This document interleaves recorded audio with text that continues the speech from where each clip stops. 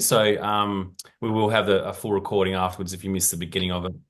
But hello and welcome to everyone, and thank you for attending our RecycleSmart webinar. Today the theme is Rethink Resource. So it's a pre-National Recycling Week guide and one that can help you to get ready for the Recycling Week, which is actually in a couple of weeks. So just a few housekeeping rules before we begin. Please keep your microphone on silent. If you're unsure, just ask someone maybe nearby. Secondly, feel free to pop in any questions. So questions that happen during any of the discussions today. We've got 4 speakers. We've got 3 guest speakers. But ensure you're just specific, to the point, and drop it into the chat below, into the Zoom chat. As we keep going, we'll answer them. And at the end of the session, we'll answer some questions as well. So today I'd like to welcome 3 wonderful speakers and attendees who have taken the time out of their schedule today. So first up, we're going to have Melinda Norman, and Melinda is the Waste Coordinator at the Eurobodalla Shire Council. Welcome. Second of all, we'll have our second speaker, which is Tracey Pryor. She's the Director of Innovation at Australian Bedding Stewardship. And then our third and final speaker will be Zoe Sin, who's the Sustainability Director at the Cookware company. So hopefully today you'll see elements of both council and business related, and something that you can learn and hopefully apply to your own business or to your own council. But before I hand over to the speakers, I would like to hand over to Eugene from RecycleSmart for the latest updates and news from RecycleSmart. Thanks, Jenny. Thank you, Dan. Lovely to have everyone here. Thank you for joining.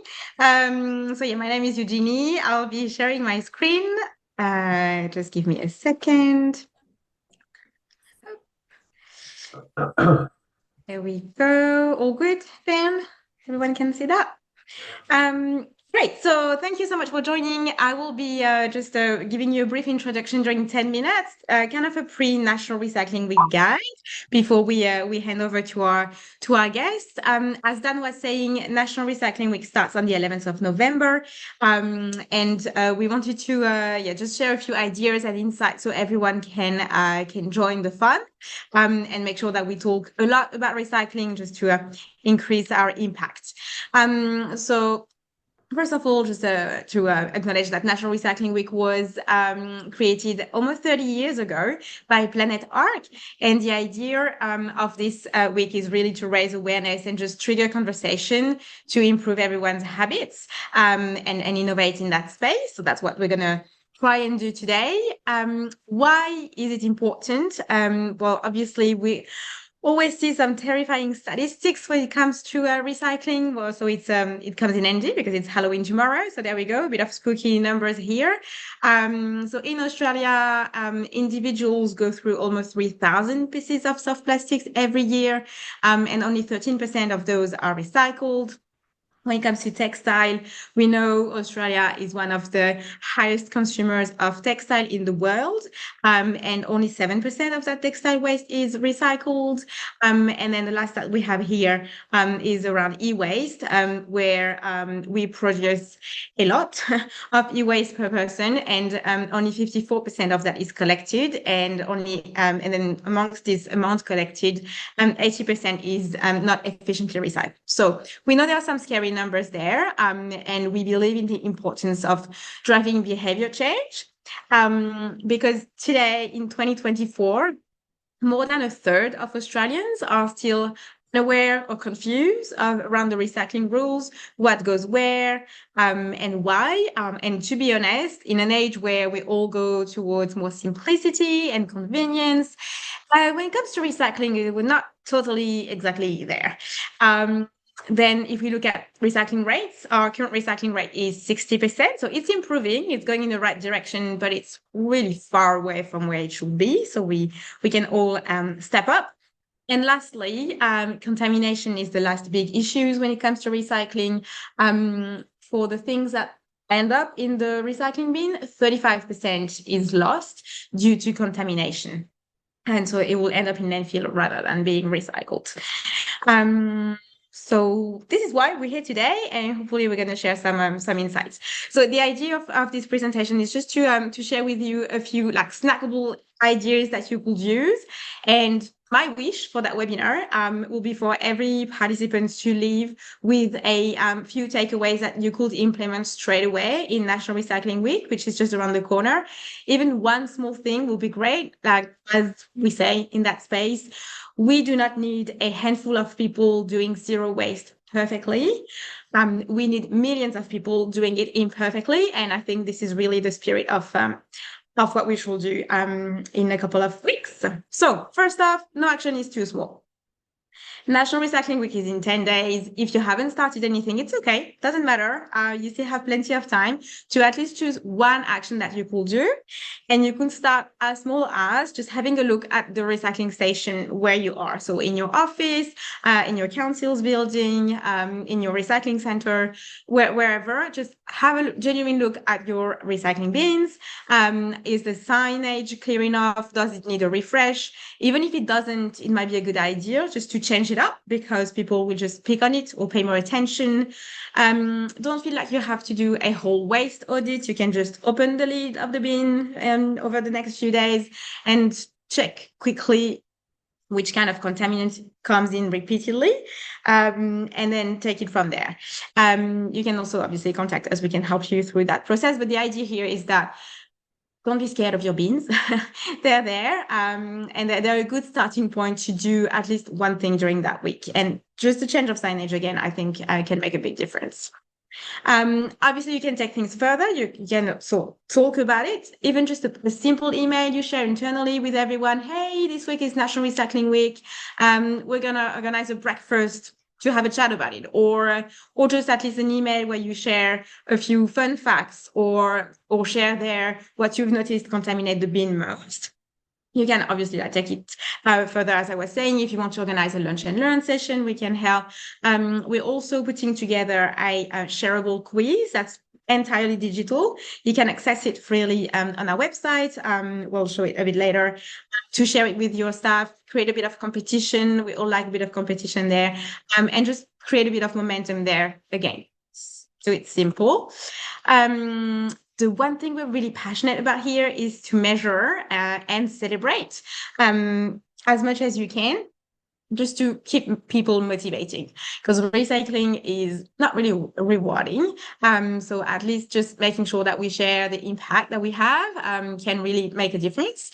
So if you do not work with us already, then you can simply share the number of people that have participated into your activation or what you've noticed is not contaminating the bin anymore. Like, doesn't have to be really complicated numbers. For those who are working with us, you can access in your account live impact dashboard, where you can see the number of kilograms of resources you've diverted from landfill, as well as the CO2 emissions prevented there. And then keep it going. Doesn't have to end with National Recycling Week. Make sure you set up a follow-up at some point. There's another interesting day that's coming in March, which is Global Recycling Day, which can just give you another opportunity to have this conversation again, and that we recommend. So this was a quick guide for National Recycling Week. Obviously, we have plenty of solutions for you. So I'll just give a quick intro on what exactly we do at RecycleSmart. So at RecycleSmart, we give a second chance to almost everything. We started 5 years ago, and our service is now available across the major cities of Australia. We offer a service to residents, to businesses, and to councils. And what we do basically is we create a link between all those tricky recyclables items that are recyclables, but don't really have a solution at your home, at your business, or at your council, and the recyclers that are out there that we are vetting and partnering with. And so we create that link, and we create it in the most convenient and easy way for you. So for residents, for example, we offer a service that we call the Power Pickup, where we collect directly from your doorstep these items, and we have multiple services for businesses and councils too. So what we mean with tricky recyclable items, as you can see here, we collect over 100 items, and the way we like to describe it is, quite simple, we hope. If you're in front of your bins and you have an item in your hands, if it doesn't belong to any of your other bins, or if you're unsure, which happens as well, if it's not dirty and if it's not organic, then you can give it to us. So that includes soft plastics, clothes, e-waste, batteries, polystyrene, books, coffee capsules, coffee cups, blister packs, and many more items. And there's a high chance that we can do something with that. And for all those items, we do have a partnership in place with a recycler. So for businesses, we offer small scale collections. So we start collecting from as little as 160-liter bin, or large scale collections. We can use semi-trailers to pick up your tricky recyclables. We also offer what we call staff engagement. So if you need a lunch and learn session, or if you want to contribute to offer doorstep collections to your staff, that's also something that we can help with. We have these very handy packages as well that we offer for businesses, for offices, and for cafes, where you buy in one go your bin that you can see here, the tricky recyclable bins. You choose the one you like, and then it comes with a year round of collections. So then you're all set.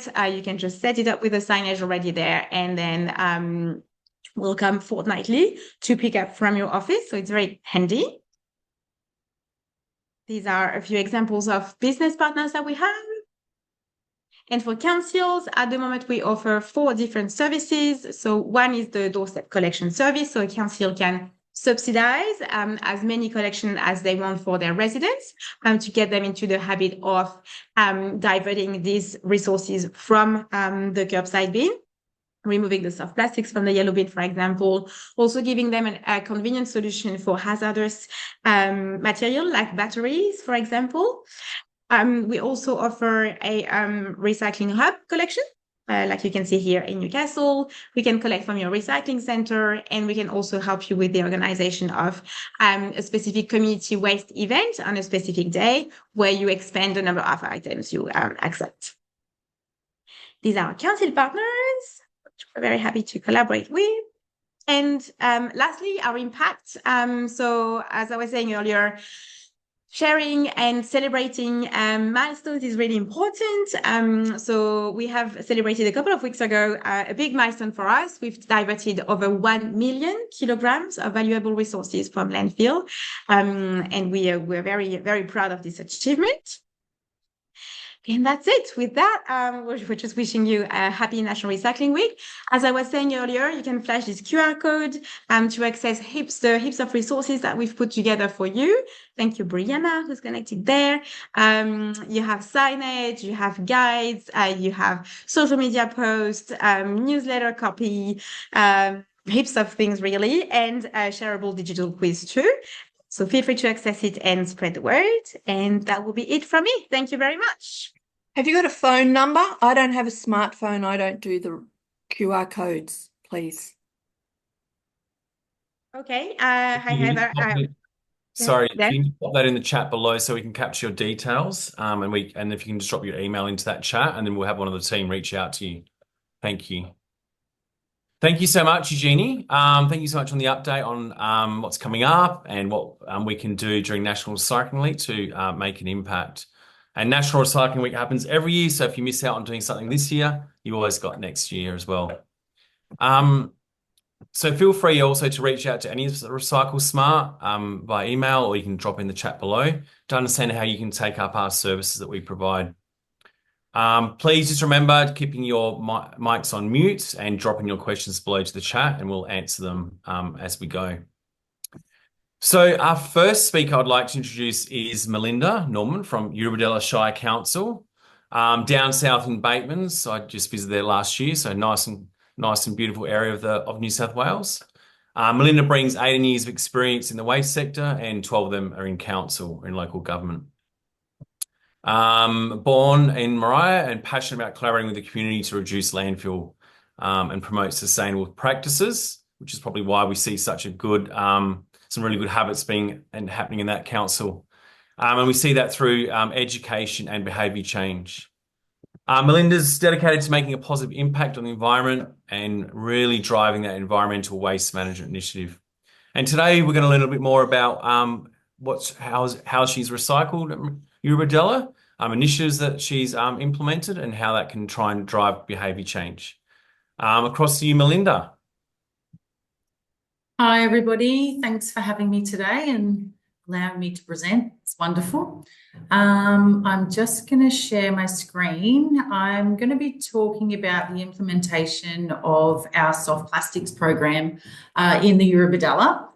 It was pretty tricky. We've been trying to do it for a long, long time, but unsuccessfully until we discovered RecycleSmart and their, ability to assist us in doing that, in diverting those soft plastics. So really wonderful. I've got a slideshow happening here for you. Just having trouble going to the next screen. There we go. All right. So can you guys see all of that fine? Yeah, that's great. Yep. All right. So why did we want to implement the soft plastic collections in the Eurobodalla? Well, after the fall of RedCycle, we discovered that the community was passionate about diverting their soft plastics from landfill. And we as a council saw that, we recognised the National Plastics Recycling Scheme, plus the soft plastic stewardship that's in Australia. But everything takes so long to implement and to get assistance through state and federal government, even funding. So I sat down with my thinking cap on and thought, what on earth could we do? We wanted to act now and not wait for another trial or pilot that, other government areas were doing and not really achieving the outcomes that we wanted. And we also wanted to ensure, which I'm passionate about, that our end product, so the collected soft plastics, weren't going to be left in stockpiles or going to landfill, and a circular process was definitely essential for us. So we just didn't want a repeat of the unfortunate events that RedCycle went through, which was terrible. So we as council, myself, led the team to investigate recycling opportunities for the diversion of our soft plastics in a sustainable, number one, financially viable way. I'm sure, as you all know, councils run off ratepayer funds. Otherwise, implementation of these kind of things are paid through grant funding. It wasn't an option for us to go down grant funding, and we knew that we had enough funds to possibly sustain this ourselves within council, because our community are just so passionate about diverting as much waste as they can, which is really great. We do have pockets of areas that are still, we need to work on, but most of our community are really, really adapt well to that change, to the changes that I implement. So I'm sure everybody knows that the options in soft plastic recycling are limited. There's very few. But we also knew that RecycleSmart were expanding their collections to councils. And so we did reach out to them. I'd reached out, they actually reached out. You guys reached out to me many, many moons ago. But yeah, this time we reached out back to you and said, okay, we want to implement something. What's it going to look like? So I also investigated, did a bit of research about RecycleSmart and where they take the recyclables to make sure that they're getting, companies that recycle sustainably and are efficient and profitable, and it's just, the wastes aren't going to landfill. So we knew that RecycleSmart were expanding their collections to councils. So we reached out to them again and sourced an option that would suit us. And they also had an established relationship with APR Plastics in Victoria, which was wonderful. And so, yeah, APR Plastics were the solution that we needed to sustainably recycle our soft plastic materials, and RecycleSmart were the transporters that could get it there for us. So it ended up a really great relationship. Well, I think anyway. Thanks, guys. So how did we do it? Well, like the introduction of any new waste diversion in a council area, we had to consider the cost benefit, the suitability to our environment, and the sustainable aspects to the diversion. So after discussions with RecycleSmart, they continued on and on, back and forth for a little while, and then we established a reasonable cost to transport the waste. And to incorporate that cost, we didn't go for grant funding or anything like that. We absorbed it into our operational budget. So I think this is an area where a lot of councils don't have that funds, or maybe they do, but they're not allocated in the way that we see diversions to be implemented in the Eurobodalla. So we also needed the surety of the processing process, although through the pyrolysis plant at APR Plastics, I didn't know what that was. I didn't know how that worked. And just a few conversations and some research, I understood very quickly what it was, how it worked, and also APR Plastics guaranteed that, you know, that the waste weren't going to landfill because it was a process in motion, which was wonderful. So I've just got a little side note down the bottom there on that slide. If you don't know who APR Plastics in Dandenong, Victoria are, they operate a pyrolysis plant that breaks down the soft plastics into its original form, where the oil gets sent back to a refinery to be further processed so it can be reused in making more food-grade plastics. And the plant, which I loved, the sustainability side here, the plant actually runs off the gases produced in the process. So there's minimal residual waste to deal with. So it really was a win-win in all aspects, sustainably and financially for Eurobodalla. RecycleSmart organised the delivery of two 240-litre garbage bins, same size as our yellow recycling bins, at our 3 collection points. So it was our Surf Beach, our Brow and our Maree transfer station, the waste facilities. And we also organised the purchase of soft plastic bin liners that can just go with the collection because they're soft plastics and they get recycled, which was great. We had to consider our staff also, so having the bin liners directly into the bins and plus having the bins in a location that's easily transferable into a shipping container, which we had on site. Our staff didn't have to double handle the smaller items to shove them into bins, into bigger bags. We also started a media campaign through all our media outlets, and we've also just in September had a Festival of Sustainable Choices where we promoted our soft plastics. That was one of the biggest conversation starters at our festival, which was really great because the community were on board. They really wanted to know what to do with the plastics, where they were going, how they were, you know, they wanted the surety of the recycling process as well, which was a great outlet to talk to our community about.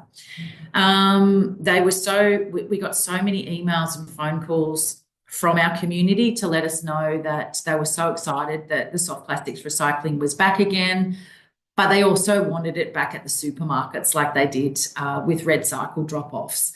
We couldn't do that. Supermarkets, unfortunately, didn't want to jump on board with us at this time, but I will continue nagging until they do.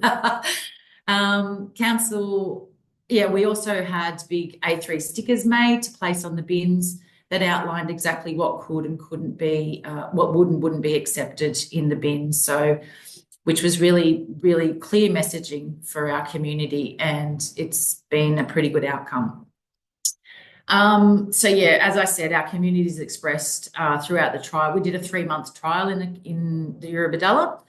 And throughout that trial, our community really expressed that they wanted more convenient drop-off locations, like the supermarkets, as I said. But at this stage, we're not going down that track yet. So to increase the drop-off locations, we decided to reach out to different community groups and progress associations, because here in Eurobodalla we have 3 central townships. But in between that, we have a lot of little pockets of towns, and they all have progress associations and different community groups within. And at the moment, we've got a few that have jumped on board. There's more in the pipeline that are happy. We're in discussion at the moment to have a bin. So council provide, I purchased some bins, and we provide the community associations with a bin each. and then they literally take care of the bin. They check for contamination prior to bringing it to one of our drop-off points. They monitor that the bin doesn't get stolen. So the community is really on board, and having it through either a group or association really put ownership back onto them, that we didn't have to incorporate a collection as such for soft plastics, but a drop-off location, which we'd established at our 3 waste facilities. So it seems to be working really well. So we did, as I said, had success. Potato Point Progress Association and Bodalla Community Association are on board at the moment. We're in conference with Long Beach, Tilba, and a few residences around South Heads, Maria, and Maria Township. So we're slowly increasing that. We'll keep pushing it, and we hope to expand those collection points moving forward. So look, we found it pretty easy to reintroduce the soft plastics diversion in the Eurobodalla. Of course, like with any diversion from a council perspective, there's always hiccups and things we need to overcome, but that's okay because I'm used to doing that. We had some residents ringing us so overwhelmed that, our council was so wonderful, which we don't often get because usually it's a bloody council. But they'd stockpiled their soft plastics until there was something else organised, which really shows the dedication of our community. I'm really proud of them. Look, there's still room for further education and behaviour change, but look, the soft plastic program, it'll only get bigger and better, I'm sure. And I think I've got, so these are our outcomes. This is our wonderful site supervisor up at the Maria Transfer Station, Lee. So the soft plastic diversion was implemented into the Eurobodalla for a 3-month trial to see the uptake for the community. We're able to divert in 3 months, which was phenomenal to me because soft plastics are so light, 1.24 tonnes of soft plastic. So I'm pretty stoked, and we're due again for another collection, which is great. I just haven't emailed anyone. There's an average 10 phone calls per week, and it's continuing regarding soft plastics and questions and drop-off locations and what people can do to divert that waste. And over 100 hits on Council Soft Plastics webpage over the trial period. So that for us is pretty good because not a lot of, we have an ageing population and not a lot of them are, on the internet or go to websites for information straight away, hence the phone calls each week. So it was decided then to continue the recycling of the soft plastics in the Eurobodalla because we had such a great response during that trial. And here's a photo of one of our residents, Michael, from Potato Point.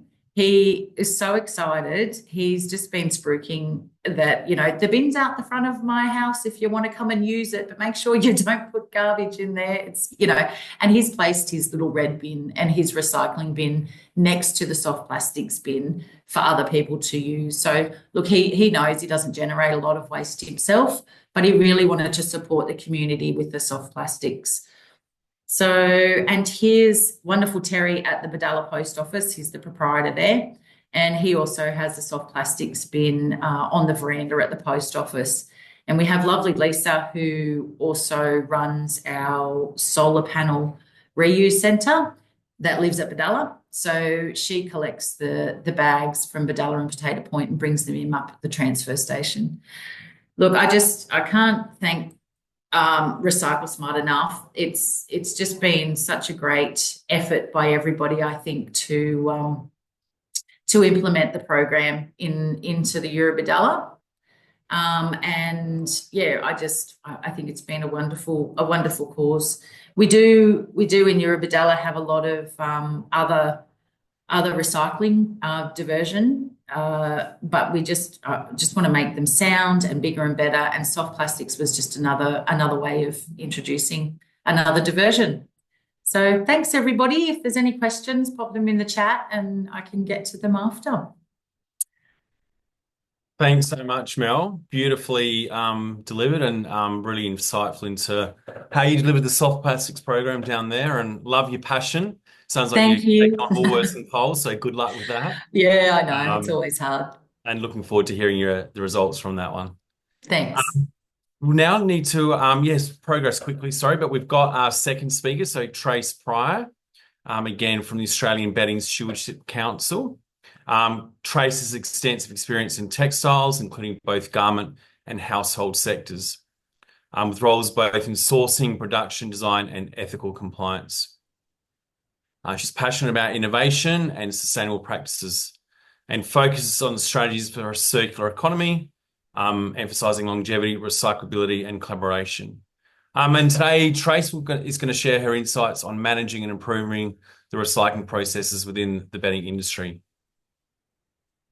Okay, wish me good luck in getting this PowerPoint going. So I'm just going to try and share my screen. And so I've got it on there for you, ready to go, Trace. Sorry? I've got it there ready for you to go. So can you see that? Can everybody see that now? So if you just let me know when to move it across. So you're referring to an older, the previous slide deck I sent, are you? Hello? Sorry, this is the one that was sent through. Is it not the right one? Well, is that, yeah. The one that you sent today is the one. Yep, okay. Does that look like the right one, Trace? Yep. Okay. Yep, that is. So if we can just go back to the start. So yes, Tracey Pryor, Director of Innovation at Australian Bedding Stewardship Council. So my role entails research and development and expanding our recycler network. So we are a product stewardship scheme that was approved by federal government. We do have ACCC approval for 5 years. We're 2 years into that. And we launched our scheme in March of 2023. Go to the next slide, please. Okay, I don't know if anybody's heard of the Minister's priority list, but we're on it for the second year in a row for mattresses. Because if you speak to a lot of councils, they're one of the most pesky problems that they need to deal with in landfills. So we estimated that approximately 1.8 million mattresses are disposed of every year in Australia. And to be honest, I think that is pretty undercooked when we look at the B2B space, when you think about mine sites, about student accommodation, about correctional facilities and hotels, we feel that that's probably a lot more than that 1.8 million. The Minister's priority list comes out again next month, and we would expect to be on it for the next year. Thanks, Dan.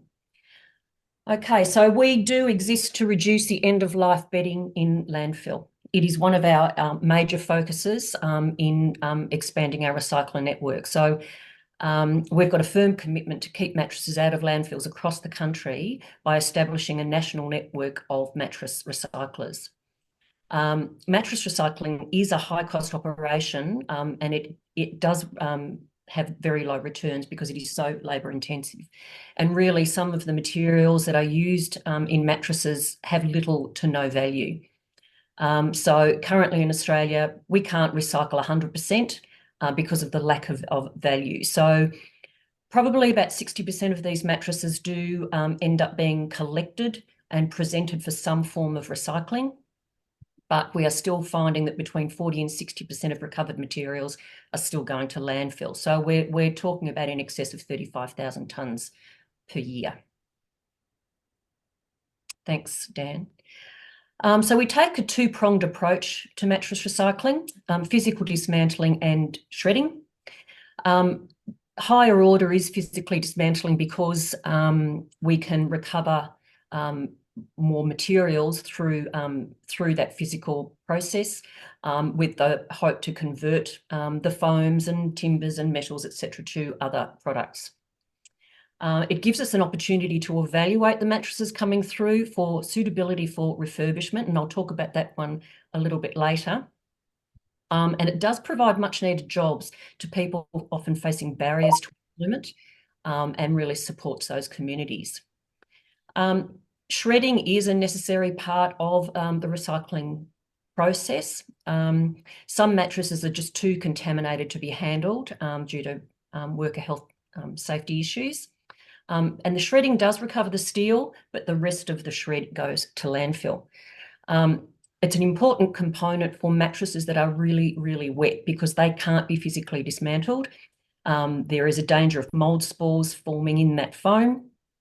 And also, if you get them really, really wet, they can increase in weight 7-fold. So you're taking that mattress over the weighbridge, you're now paying 7 times the rate of landfill for it. Mattresses that are recovered from areas of floodwaters, etc. So in our far north, they have to be shredded and landfilled because they'll just be too contaminated. Thanks, Dan.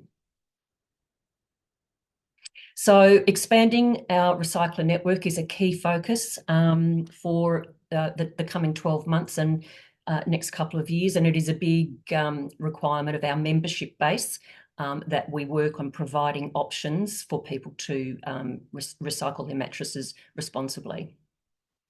Thanks, Dan. So some of the challenges that we have are the lack of end users and markets for recovered materials, councils not charging or undercharging for mattress management, which creates a precedent. So there is an expectation that mattress recycling should be free, when in actual fact it's an expensive and difficult exercise. Landfill is cheaper than recycling, and that is always a barrier to actually doing something more responsible by choosing a recycler. As I said, we need more recyclers, and particularly in remote communities and regional communities, there is a serious lack. Logistics and the tyranny of distance in Australia is a real issue for us. Moving, whether it be mattresses or recovered materials around for commercial scale is expensive, and it's very difficult to find people who will actually pick up dirty mattresses.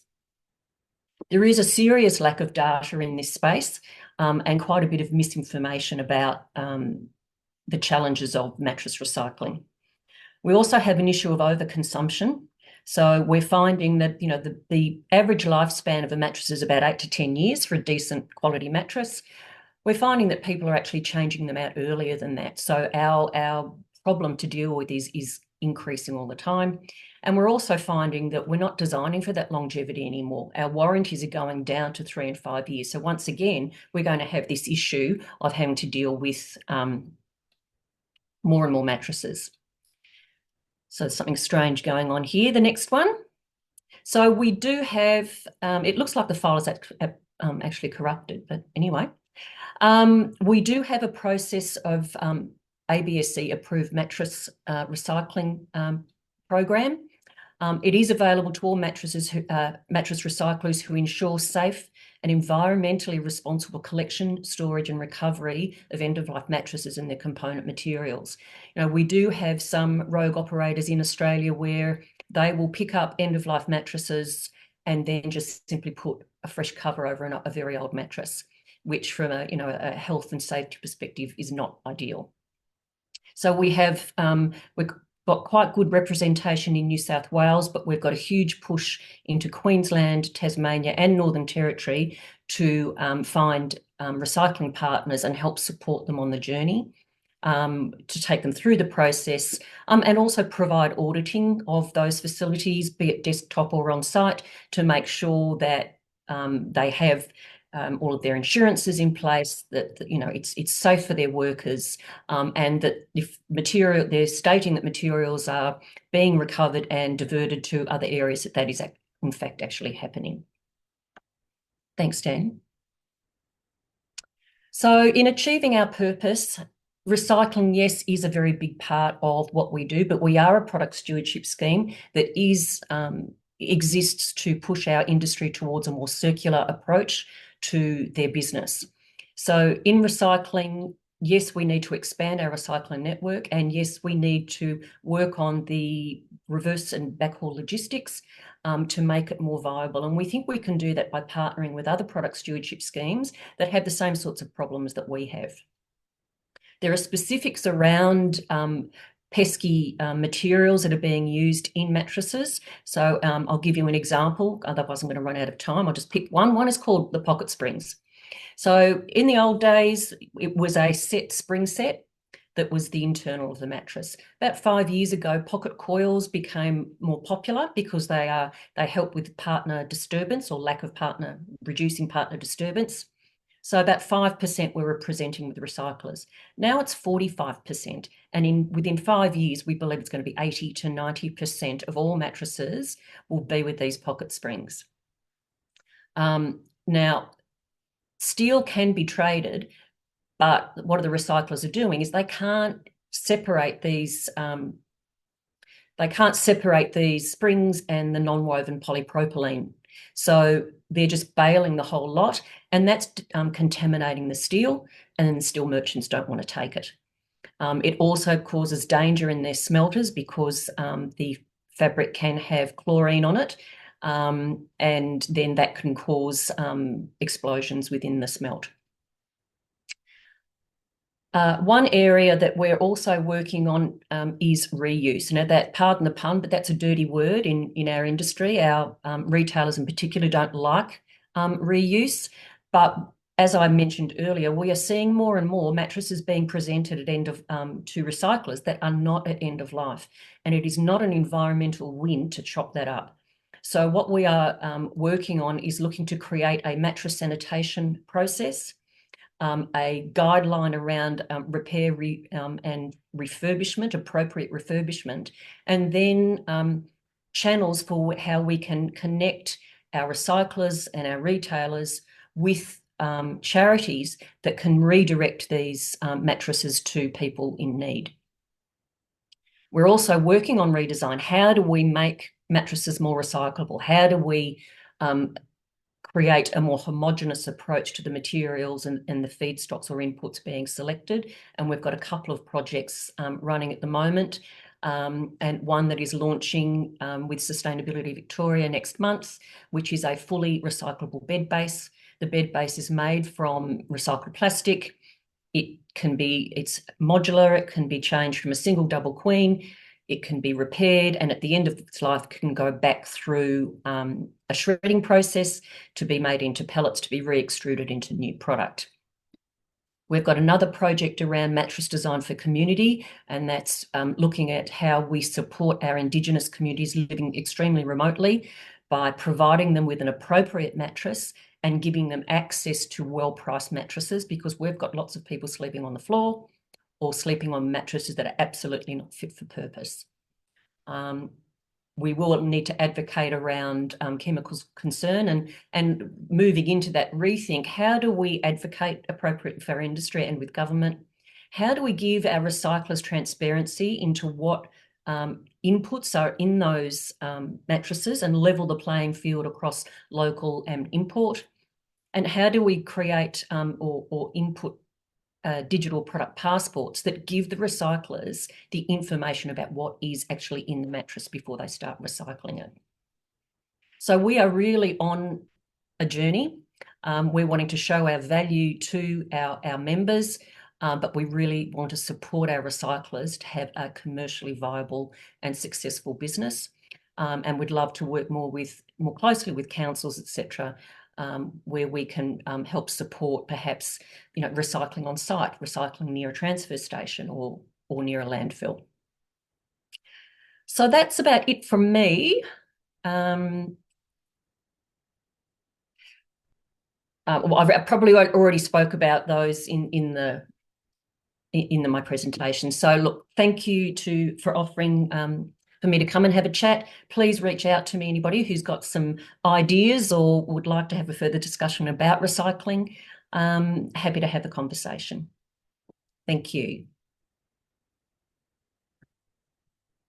Thank you so much, Tracey. Really appreciate the insights and the initiatives that you've tried to implement around mattress recycling, and what's working and the threats and the opportunities, and also what the industry is doing to ensure more success in this area. So thank you so much for sharing your thoughts, and look forward to seeing more success in this area for such a large item we see on the side of the roads.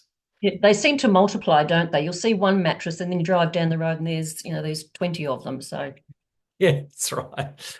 Thank you so much. So our third and final speaker today is Zoe. We are pressed a little bit for time, but so Zoe is the Sustainability Director at the Cookware company. Zoe's been driving sustainable initiatives for the last 3.5 years. She's had a decade of experience in the supply chain and material circularity, so she's very passionate and creative in driving positive environmental impacts. And today we're looking forward to hearing from Zoe in regards to making the switch campaign and sharing her insights on how to be more sustainable in those business practices. Now I'd like to invite Zoe to present.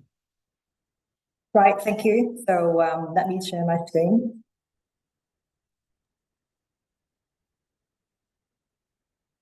Okay, yeah, it's coming through. And Okay, so can everybody see yep, the screen? beautiful. Yeah. Yep, that's it, Zoe. Awesome. Right, great.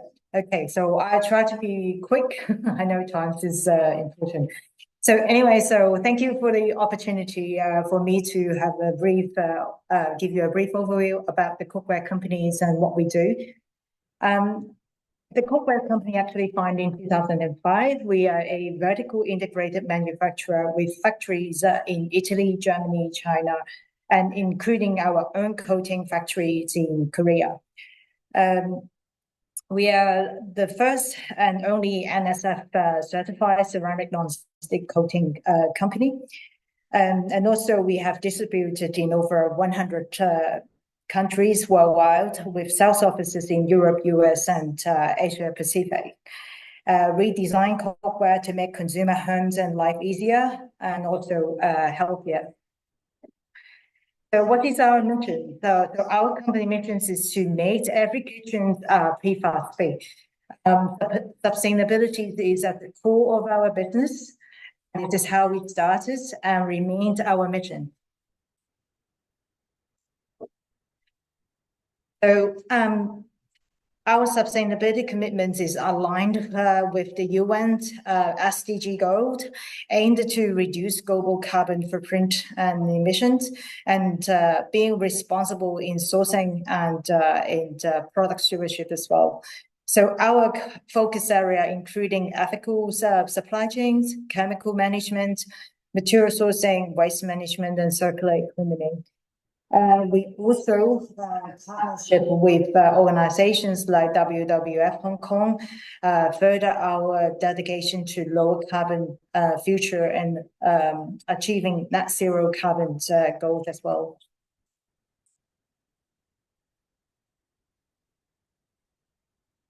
So we talk about chemical management and also PFAS. This is actually PFAS free. This actually is our company mission. So what is PFAS? So PFAS, being known as the forever chemicals, degrades very slowly in the environment and are used in various products for their resistance to heat, water, and oil. They're commonly found in non-stick cookware, waterproof fabrics, firefighting foams, and food packagings. For over 60 years, PFAS non-stick coating revolutionized kitchenware with their water, dirt, and grease resistant.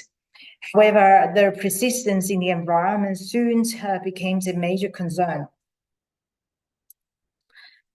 So here you can see is PFAS regulations are becoming global.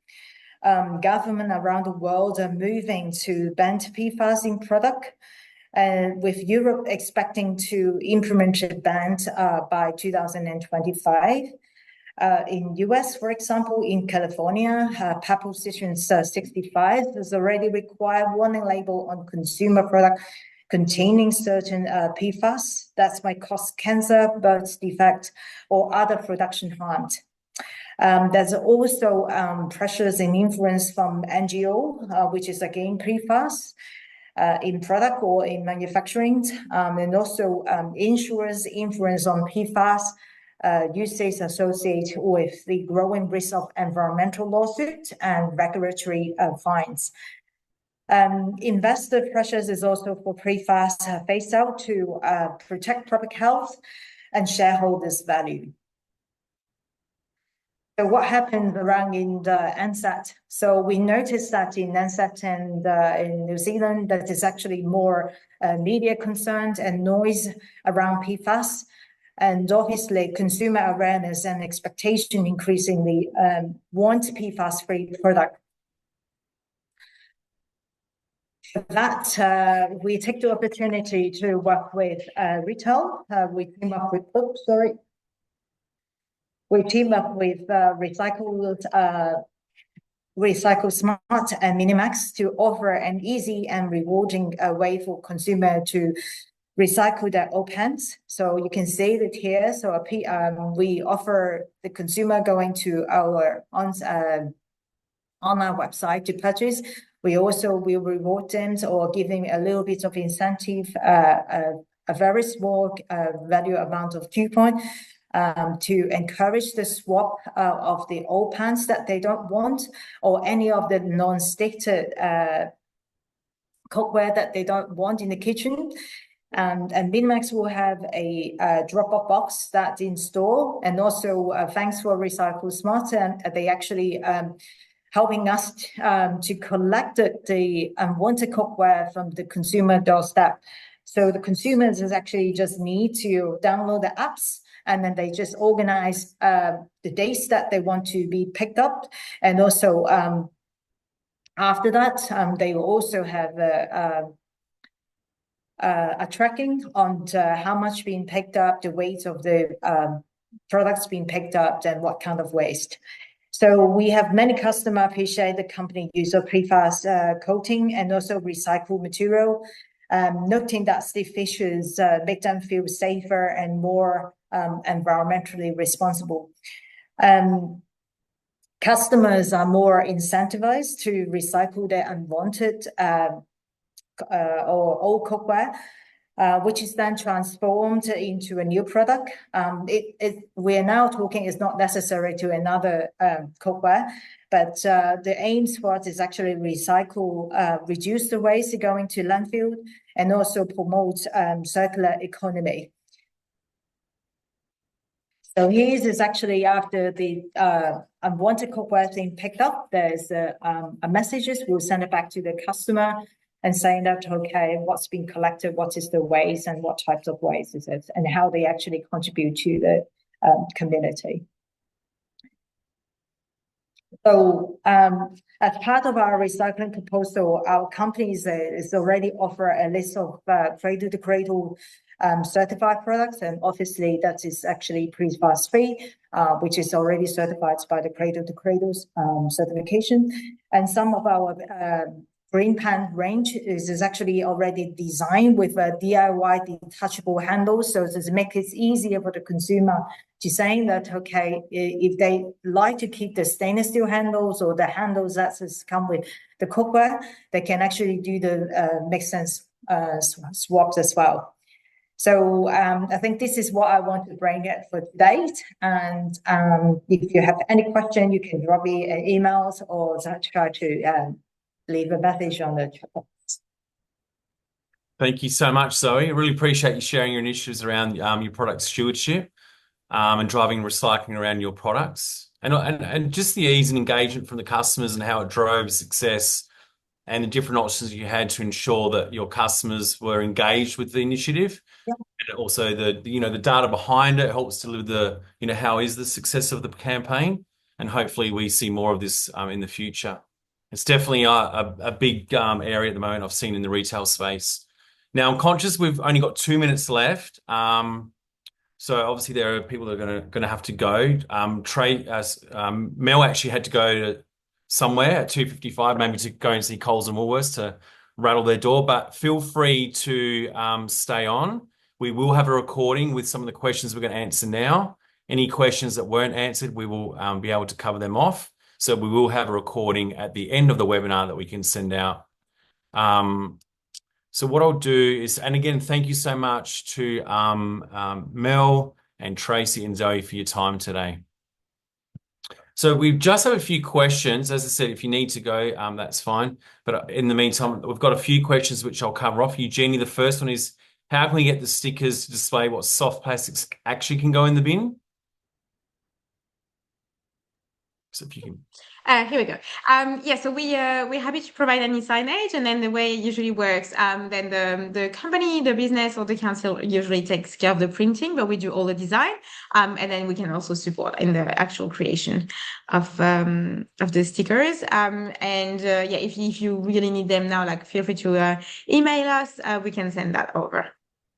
Thank you. Second question again for you, Jenny. We'd like to know how to organise a pink bin for our local shops that we could coordinate through like a local progress association or even a council to collect soft plastics? How can we make that happen? Yes, excellent question. Thank you very much. That is super easy. You visit recyclesmart.com. We're going to put the link now in the chat, maybe, Brianna, please. And there's a page that's called the office package page, where you can simply choose the package that you want. So you have the choice between two types of bins, a premium one that's made of recycled material that has a 5-year warranty, or a more basic one that also does the job, depending on the budget you want to put there. And then it comes with 26 collections, as I was saying, so fortnightly collection, and you just simply purchase it, and you will receive all the instructions in the bin. Thanks, Eugenie. Zoe, question for you is, how do you know or test if a cookware item contains PFAS, especially if it was purchased years ago? I think if you have a cookware at home, if you want to do a physical test, which is impossible, I think the PFAS is actually most of it happens is with the coating. It's not actually with the metal base or the body, or potentially that might be happening with the plastic handle. So I think this depends on the materials actually they're using on the cookware. But I think the coating, and that's why we put a lot of focus on the ceramic non-stick coating, which is we spend years in innovation and investment to make sure that the 9th generation now we have it on the market is safe. So the technical testing, maybe I think it's too technical if we actually now said it, because a lot of the technical language. But if you are interested, I think offline we can actually discuss this further, because our product's been tested against the REACH and the POPs. So we make sure that with the PFAS laboratory testing as well, as I said, because they actually been certified by the NSF. So NSF is actually like a standard for product quality, safety, and that test is quite difficult to pass because it's actually going through a rigorous testing, a continued testing to see whether there's actually possibility of leaching of any of the harmful substance. Okay, thank you. Now, Zoe, there is another couple of questions on Tracey, but do either of you have to leave? No, that's okay. Okay, so Tracey, question for you. Okay. Yep. Can you share an example of a successful collaboration with suppliers that led to a significant sustainability improvement? Okay, so Sorry, that was this for is Tracey. Sorry, for Tracey, that one. As I said, we're all sort of on the beginning of the journey with collaborating with industry, and now we are in the position to start, influencing. And I think probably the bed base that I mentioned is probably a very successful one, because we have industry absolutely engaged in taking this to market. So it's giving them a point of difference, and it is truly recyclable, because if you look at bed bases, they are very problematic and the most dangerous thing on a recycling floor to manage, because of all the bolts and staples, etc. So that's been a real win, and it just shows that things can be done differently. I think there's behaviour change that needs to happen here, and looking at, it's a very, very traditional industry that's very, very used to doing things the way it likes to do it. So we do need to take them on this journey. Okay, thank you, and good luck. Last one for you, Zoe. I mean, do you also have an example of a successful collaboration with suppliers that led to a significant sustainability collaboration as well? And then we'll close up there. That's for me, right? Yes. Yeah. Okay. We do it because, as I said from the beginning, because we are a vertical integrated company. So we own our own manufacturing site, particularly in China, so in Germany. So we have a factory that we make sure that all the chemicals coming here, we obtained a lot of the material data sheets to ensure that, there was no intentionally added PFAS, because I think PFAS is on the background level. We can't claim it as a PFAS-free factories or anything like that. But I think we have a very good chemical management, and we make sure that we understand the material purchasing, the process, and also the supplier. I think a lot of the chemical company are doing rebatching. So that's why I think understand the ingredients. And within our company, we're very fortunate. We have a Dr. Chris Phillips. So I think a lot of the time that, the chemicals being used in this companies been consulted by him, and also particular with the PFAS coating. So our factory and also with our supplier as well. So we make sure that we understand there is a chemical management in place, and those suppliers are going through a regular audit as well. So that's how we ensure the products coming here is in compliance with the regulatory, because different country might have a different, slightly different in chemicals requirement. Beautiful. Thank you so much. And look, I will close it off there because I'm just conscious of people's time and I don't want to go over. But again, thank you so much to all the questions that came through today. I also would like to thank Melinda, Tracey, and Zoe again for your time today in presenting. We really appreciate hearing all your insights. We will share the recording of the webinar after the meeting, after the webinar today. And any questions that we didn't answer, we will respond to and get back to you. But please feel free to reach out to us at RecycleSmart or to any of the three presenters to further inquire on questions that you might have had that were more relevant for them. We hope to see you at our next webinar. So we have a webinar every few months, and all the best for National Recycling Week. And we look forward to seeing you again soon. Thank you and have a beautiful afternoon. Thank you, everyone. Have a great afternoon.